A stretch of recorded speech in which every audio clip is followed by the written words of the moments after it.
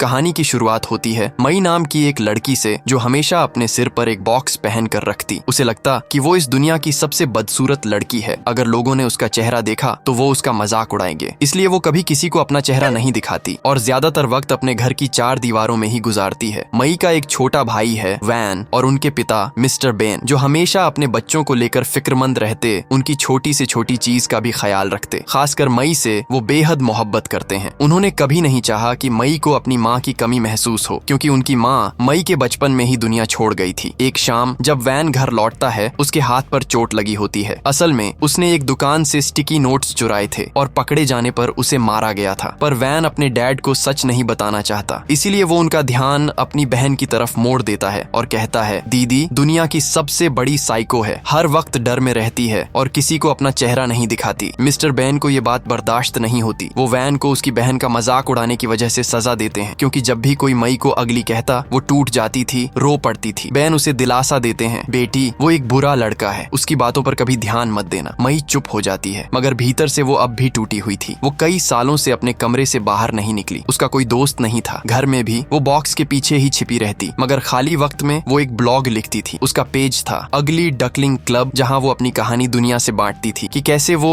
इतनी बदसूरत बन गई। वो बताती है, जब वो 10 साल की थी तो एक बिल्कुल आम लड़की की तरह स्कूल जाती थी। उसके भी दोस्त थे, सपने थे और खुद पर यकीन था। वो अपने स्कूल के सबसे हैंडसम लड़के को पसंद करती थी। एक दिन उसने हिम्मत जुटाई और सबके सामने उसे प्रपोज कर दिया, पर उस लड़के ने उसके जज्बातों को रौंद डाला। उसने उसका गिफ्ट फेंक दिया और कहा, तुम इस दुनिया की सबसे बदसूरत लड़की हो, मुझे तुम्हारी शक्ल तक नहीं देखनी। तुम्हारे जैसी लड़की को तो खुद को कचरे के डिब्बे में बंद कर लेना चाहिए। क्लास के सारे बच्चे हंसने लगे। अगली अगली की आवाजें गूंजने लगी और मई की दुनिया वहीं टूट गई। वो अपने कमरे में बंद हो गई, रोते हुए अपने डैड से बोली, मैं अब कभी स्कूल नहीं जाऊंगी। उसे लगने लगा कि वो सच में इस दुनिया की सबसे गंदी लड़की है। मिस्टर बेन ने बहुत समझाया, पर मई ने किसी की नहीं सुनी। उसने अपने कमरे का शीशा तक तोड़ दिया, क्योंकि अब वो खुद का चेहरा भी नहीं देखना चाहती थी। उसने अपनी पढ़ाई घर से जारी रखी। एक दिन जब वो बलून से खेल रही थी, वो बलून उड़कर बाहर एक पेड़ में अटक गया। मई उसे लेने बाहर निकली। उसी वक्त एक हाई स्कूल का लड़का वहाँ से गुजर रहा था। वो मुस्कुराकर बोला, हे, क्या मैं तुम्हारी मदद कर सकता हूँ? मई ने घबराकर अपने हाथों से चेहरा ढक लिया। उसे लगा कि वो भी उसका मजाक उड़ाएगा। वो पास पड़ा एक बैग उठाती है और उससे अपना मुंह ढक लेती है, और शायद उसी पल से उसे एहसास हुआ कि जब उसका चेहरा छिपा होता है तो वो खुद को ज्यादा सेफ महसूस करती है। वो लोगों से बात कर पाती थी, थोड़ा मुस्कुरा भी सकती थी। उस दिन के बाद से मई ने वो बॉक्स हमेशा अपने चेहरे पर पहनना शुरू कर दिया। अब वही उसका दोस्त था, उसकी प्रोटेक्टिव शील्ड। मई अपने ब्लॉग पर ये सब शेयर करती रहती थी, लोगों से बात करती, हंसती, रोती, क्योंकि वहाँ कोई उसका चेहरा नहीं देख सकता था। यहाँ तक कि अपने भाई वैन को भी उसने कभी अपना चेहरा नहीं दिखाया। वैन कई बार कोशिश करता, पर वो बॉक्स को हटने नहीं देती। वो अब हर वक्त लैपटॉप के सामने रहती, दुनिया से बस अपने ब्लॉग के जरिए जुड़ी। मिस्टर बेन कहते, बेटी थोड़ा बाहर निकलो, दुनिया देखो, मगर मई उनकी बातों को अनसुना कर देती। शायद अब वो अपने बॉक्स के अंदर खुद की ही दुनिया में कैद हो चुकी थी। मिस्टर बेन अब अपनी बेटी की ये हालत और नहीं देख पा रहे थे। वो एक डॉक्टर के पास पहुंचते हैं और बेचैनी से पूछते हैं, डॉक्टर, मेरी बेटी हमेशा खुद को छुपा कर रखती है, क्या ये कोई बीमारी है? क्या इसका इलाज है? डॉक्टर कहती हैं, नहीं मिस्टर बेन, आपकी बेटी बीमार नहीं है, वो बस एक अजीब सी मेंटल कंडीशन से गुजर रही है। उसे लगता है कि वो इस दुनिया की सबसे बदसूरत लड़की है और इसी डर की वजह से वो दुनिया से छुप गई है। आजकल के बहुत से यंग बच्चे इस दौर से गुजर रहे हैं। जापान में इसे हिकिकोमोरी कहा जाता है, जहाँ बच्चे खुद को सबसे अलग कर लेते हैं। उन्हें लगता है कि इस दुनिया में कोई उनका नहीं और वो सालों तक इस खामोशी में घूम रहते हैं। पर आपकी बेटी का केस इतना सीरियस नहीं है, डॉक्टर कहती हैं। कम से कम वो अब भी आपसे बात करती है। आपको बस उसे बाहर की दुनिया में ले जाना होगा ताकि वो नए दोस्त बना सके और फिर से जीना सीख सके। मिस्टर बेन थकी हुई आवाज में कहते हैं, लेकिन डॉक्टर वो मेरी कोई बात नहीं सुनती, बाहर जाने के नाम पर हमेशा रोने लगती है। डॉक्टर जवाब देती हैं, तो फिर आपको उस पर थोड़ा प्रेशर डालना होगा, वरना जल्द ही वो आप सबसे भी बात करना बंद कर देगी और पूरी तरह अकेली हो जाएगी। रात को वो तीनों साथ बैठकर डिनर कर रहे होते हैं। खाने के दौरान भी मई अपने चेहरे से बॉक्स नहीं हटाती। मिस्टर बेन अब सब्र खो देते हैं, गुस्से में कहते हैं, मई अब ये बॉक्स उतारो। मई चुप रहती है। बेन गहरी सांस लेकर कहते हैं, तुम्हें मेरी बात ध्यान से सुननी होगी, मुझे कैंसर है। मई और वैन दोनों सन्न रह जाते हैं। बेन आगे कहते हैं, मुझे नहीं पता मेरे पास कितना वक्त है, पर मैं चाहता हूँ मई कि तुम भी अपने भाई वैन के साथ स्कूल जाओ। दोनों को लगता है शायद डैड मजाक कर रहे हैं, पर बेन का चेहरा कुछ और कह रहा होता है। मई रोते हुए कहती है, मैं स्कूल नहीं जाऊंगी। लेकिन इस बार बेन सख्त हो जाते हैं, तुम्हें स्कूल तो जाना ही होगा मई, ये कोई बहस नहीं है। वैन पहली बार अपने पिता को इतनी सख्ती से बोलते देखता है। मई तड़प कर कहती है, आप इस दुनिया के सबसे बुरे डैड हैं, मुझे आपसे नफरत है। वो दौड़कर अपने कमरे में चली जाती है और फूट फूट कर रोने लगती है। वो सोचती रहती है कल स्कूल में सब मेरा मजाक उड़ाएंगे, मेरे चेहरे को देखकर हंसेंगे। उसे उस लड़के की याद आती है जिसने बचपन में उसे अगली कहा था। तभी दरवाजा धीरे से खुलता है, अंदर आता है वैन। उसके हाथ में एक नया बॉक्स होता है। वो मुस्कुराकर कहता है चलो बहन, तुम्हारा पुराना बॉक्स बदल देते हैं। इस नए बॉक्स को पहनकर तुम स्कूल जा सकती हो। मई पहले इनकार करती है, फिर धीरे से सिर झुका लेती है। वो बॉक्स उतारती है और उसी पल हमें पहली बार उसका चेहरा दिखाई देता है। वो बदसूरत नहीं थी, बल्कि वो तो बेहद खूबसूरत थी, बस अपने दर्द के पीछे छिपी हुई। वैन और मई मिलकर उस नए बॉक्स को सजाते हैं। अगली सुबह मिस्टर बेन दोनों बच्चों को स्कूल छोड़ने निकलते हैं। मई बहुत नर्वस है, उसकी सांसें तेज चल रही हैं। बेन मुस्कुराकर एक गाना बजाते हैं, कुछ नया करने के लिए हिम्मत दिखाओ। मई आंखों में आंसू लेकर कहती है डैड माफ कर देना, कल मैंने आपसे बहुत बुरा कहा था। मैं जानती हूँ आप बस मेरी मदद करना चाहते हैं। मई कार से उतरती है और धीरे धीरे स्कूल की तरफ बढ़ जाती है। बेन वहीं कार में बैठकर रोने लगते हैं। शायद इसलिए नहीं कि मई उनसे नफरत करती है, बल्कि इसलिए कि वो पहली बार उसके लिए सख्त बने थे। मई स्कूल के गेट पर पहुंचती है, चेहरे पर बॉक्स है और हर नजर उसी पर टिक जाती है। बच्चे फुसफुसाने लगते हैं, देखो वो लड़की बॉक्स गर्ल। किसी ने हंसकर कहा, कितनी साइको है ये। मई का दिल जोर से धड़कने लगता है, उसकी सांसें तेज हो जाती हैं, उसे चक्कर आने लगते हैं। तभी कोई उसका हाथ थाम लेता है। वो एक लड़का होता है, उसने हेलमेट पहन रखा होता है। वो मुस्कुराकर कहता है डरने की जरूरत नहीं है, मैं भी तुम्हारी तरह ही हूँ। मैं भी अपना चेहरा नहीं दिखाता। वो अपना कार्ड निकाल कर दिखाता है, मेरा नाम मिंटन है। मई थोड़ा घबराई हुई पीछे हटती है और जल्दी से वहाँ से भागने लगती है। भागते हुए वो टकराती है स्कूल के सबसे पॉपुलर लड़के जीरो से। जीरो और उसका मिनियन ग्रुप उसे घेर लेते हैं। वो मई से कहते हैं चलो ये बॉक्स उतारो, हमें तुम्हारा चेहरा देखना है। मई कांपने लगती है। मिंटन पास आता है और गुस्से में कहता है उसे अकेला छोड़ दो। वो अपना हेलमेट उतार देता है। जीरो उसकी तरफ बढ़ता है। दोनों एक दूसरे को घूरते हैं और माहौल में एक तना हुआ सन्नाटा भर जाता है। जीरो गुस्से में कहता है मिंटन तू इस लड़की के सामने बहुत हीरो बन रहा है, तुझे मैं स्कूल के बाहर देख लूंगा। मिंटन कुछ नहीं कहता, वो बस मई का हाथ पकड़ता है और उसे वहाँ से दूर ले जाता है। जब मई क्लास में पहुँचती है, टीचर उसे देखती हैं और कहती हैं मई अपना बॉक्स उतारो बेटा, हम सबको तुम्हारा चेहरा देखना चाहिए। मई कांपती हुई आवाज में कहती है मैम मैं बॉक्स में ही ज्यादा कंफर्टेबल महसूस करती हूँ। टीचर मुस्कुराकर कहती हैं ठीक है मई, अगर यही तुम्हें सुकून देता है तो इसे पहने रहो। और वो बाकी सभी से भी कहती है तुम सबको उसकी प्राइवेसी की इज्जत करनी होगी। लेकिन जैसे ही टीचर वहाँ से जाती हैं, क्लास में फुसफुसाहटें शुरू हो जाती हैं, हंसी, ताने और धीमी आवाजें। देखो ये बॉक्स गर्ल फिर आ गई, चेहरा नहीं दिखाती, जरूर बहुत अगली होगी। मई कुछ नहीं कहती और जाकर आखिरी बेंच पर चुपचाप बैठ जाती है। मिंटन पीछे से ये सब देख रहा होता है। उसकी आंखों में गुस्सा और बेबसी दोनों झलकते हैं। मई कैंटीन में आती है, अपने भाई वैन को ढूंढती है पर वो कहीं नजर नहीं आता। वो अकेले एक कोने की मेज पर बैठ जाती है। धीरे धीरे अपना लंच बॉक्स खोलती है पर सबकी निगाहें अब भी उसी पर टिकी हैं। कुछ बच्चे हंसते हैं, कुछ फुसफुसाते हैं। तभी जीरो की गैंग के 2 लड़के वहाँ पहुँचते हैं। वो जबरदस्ती मई के बॉक्स को हटाने की कोशिश करते हैं। सारे बच्चे तमाशा देखने लगते हैं, कोई मदद नहीं करता। मई घबराकर बॉक्स को कसकर पकड़ लेती है और बिना कुछ खाए वहाँ से भाग जाती है। बाहर स्कूल के गार्डन में एक झूला है। मई वहाँ जाकर बैठती है, आंखों में आंसू, दिल में थकावट। धीरे से बुदबुदाती है इस स्कूल में कुछ भी अच्छा नहीं है। उसी वक्त मिंटन उसके पास आकर बैठ जाता है। उसने फिर से अपना हेलमेट पहन रखा है। मई उसे देखकर मुस्कुराती है, तुम हर वक्त हेलमेट क्यों पहनते हो? मिंटन हंस कर कहता है क्योंकि जब मैं हेलमेट पहनता हूँ कोई मुझे रोकता नहीं और मेरे हैंडसम होने की वजह से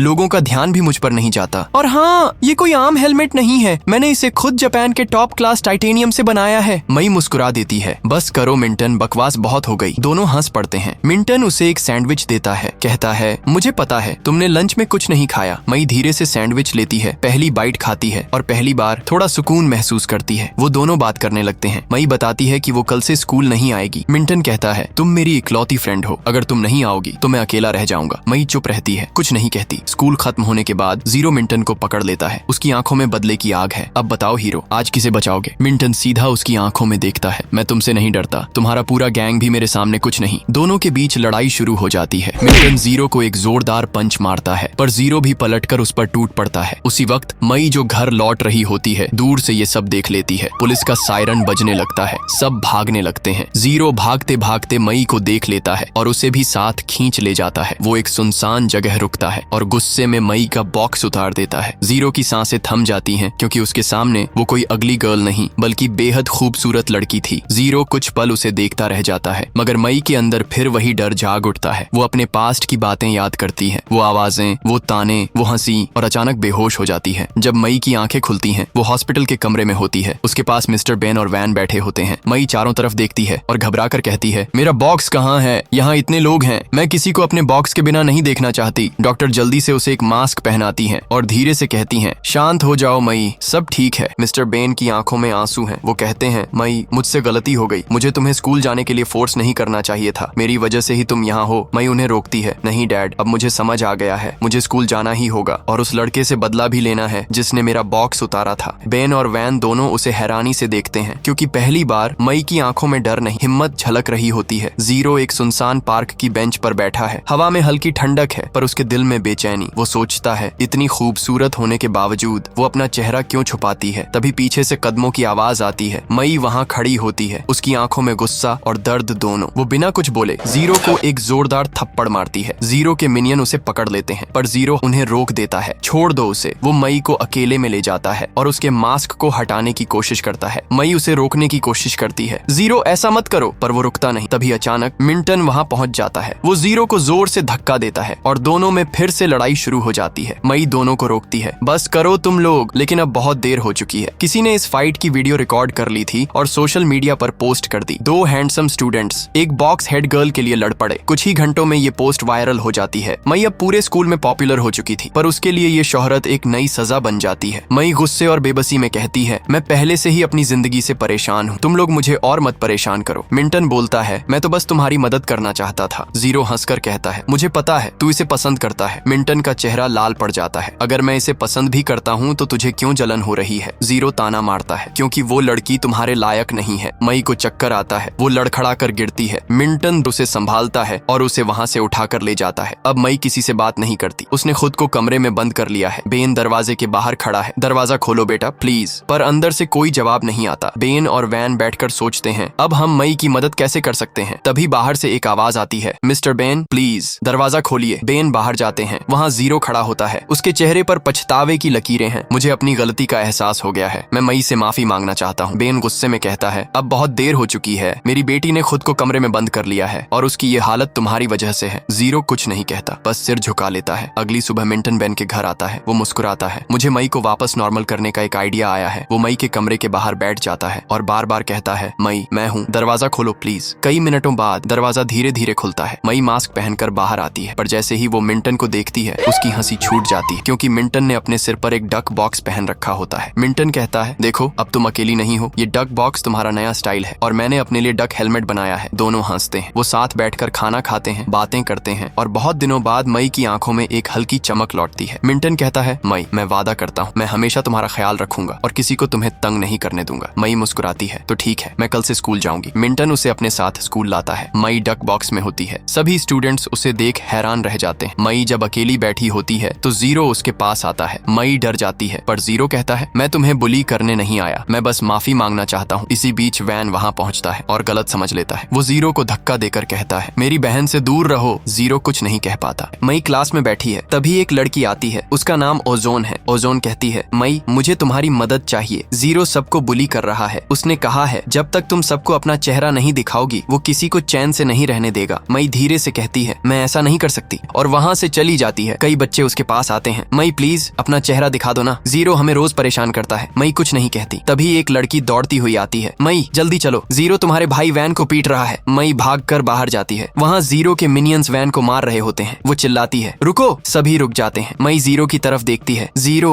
प्लीज अब ये सब बंद कर दो, तुम लोगों को क्यों तकलीफ दे रहे हो। जीरो हंसता है, क्योंकि यही मेरी पहचान है, मैं ऐसे ही रहूंगा। वो मई की तरफ देखता है और धीरे से कहता है, मई सिर्फ एक बार बॉक्स उतार दो, मैं चाहता हूँ कि सब तुम्हारा चेहरा देखें। मैं वादा करता हूँ आज के बाद मैं कभी किसी को परेशान नहीं करूंगा। मई के पास कोई रास्ता नहीं बचता, सभी की नजरें उसी पर टिक जाती हैं। वो कांपते हाथों से अपना बॉक्स धीरे धीरे उतारती है और पल भर में पूरा स्कूल जैसे थम जाता है। सबकी आंखें चौड़ी रह जाती हैं, कोई कुछ नहीं कहता, बस उसकी खूबसूरती को देखकर दंग रह जाते हैं। मई की आंखों से आंसू बह निकलते हैं। वो दौड़कर मिंटन के गले लग जाती है, सबने मेरा चेहरा देख लिया। वो सिसकती है, मई तुम अगली नहीं हो, तुम तो इस पूरी दुनिया की सबसे खूबसूरत लड़की हो। मई घर लौटती है। वैन अपनी बहन से कहता है, दीदी किसी ने भी तुम्हें अगली नहीं कहा, सोशल मीडिया पर जितनी भी तुम्हारी फोटोज हैं सबके नीचे बस एक ही वर्ड लिखा है, ब्यूटीफुल। वो आगे कहता है, अब ये ख्याल निकाल दो कि तुम बदसूरत हो, क्योंकि सच ये है तुम हमेशा से ही खूबसूरत थी। उसे अब भी यकीन नहीं होता। वो कमरे में आती है तो देखती है कि खिड़की खुली है। वो मुड़ती है, अंधेरे में कोई परछाई हिलती है। वो चीखने ही वाली होती है कि जीरो आगे बढ़कर उसका मुंह पकड़ लेता है।